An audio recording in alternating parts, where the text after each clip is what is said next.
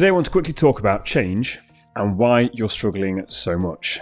This comes off the back of a few conversations that I've had with new clients that have started working with me recently. One of the biggest things that I see time after time after time is when people first come to see me that are feeling stuck and want to change, is they're doing it from a place of hatred rather than from love. So for me, when we're trying to change, if we're trying to change because we hate ourselves and who we are, that can be a really great motivator for us to want to change. I get that. Because if we don't get that point where we're just sick and tired of being sick and tired, and we don't get the point where we're so fed up of all the BS that we tell ourselves, we're not going to want to change. However, from that point when we get so locked in on, I'm fed up, I'm done, I need to change, you then need to flip it and want to change because you love yourself so much that you want to do better for yourself. Because think about it. You have been with yourself for every second of your life, and you're going to be with yourself for every minute of your life until the day that you die. But the relationship most of us have with ourselves is one of an enemy, someone that we hate, we can't stand, and then we wonder why we can't change. The reason why we can't change is because we don't like ourselves. So think of it this way. If I turned around to you and said, right, whoever you are, meet me tomorrow at the airport. I'm going to take you on your dream holiday. All expenses paid. It's going to be the best time of your life. You're going to love it. You rock up to the airport and I'm not there. I'm like, no, sorry, tomorrow. Meet me there tomorrow. And again, same thing happens. I say, no, start Monday. Scrap this, start again Monday. Come see me Monday, sort it out. And time after time after time, I keep letting you down. And then one day I say to you,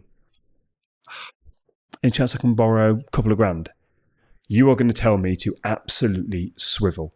And that is the exact relationship we have with ourselves. We keep letting ourselves down over and over and over again and wonder why we keep getting to this brick wall moment where we can't actually change. We need to fix that relationship with ourselves. We need to start loving ourselves and coming from a place of compassion and kindness. We want to change because we love ourselves so much that we know we deserve better. Not we want to change because I hate myself, because I've let myself down, I'm a disgrace, I'm a failure, I'm a loser. Because that kind of mentality is not going to work. Because if you really think that about yourself, you're not going to want to do better for yourself. You have to start showing kindness and compassion to yourself. Hey, we haven't had a great few years here.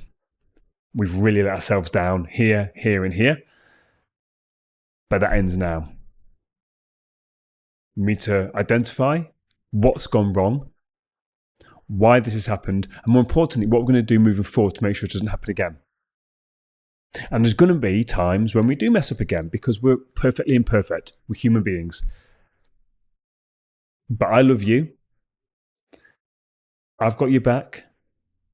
As long as you've got mine, let's go tackle this head on.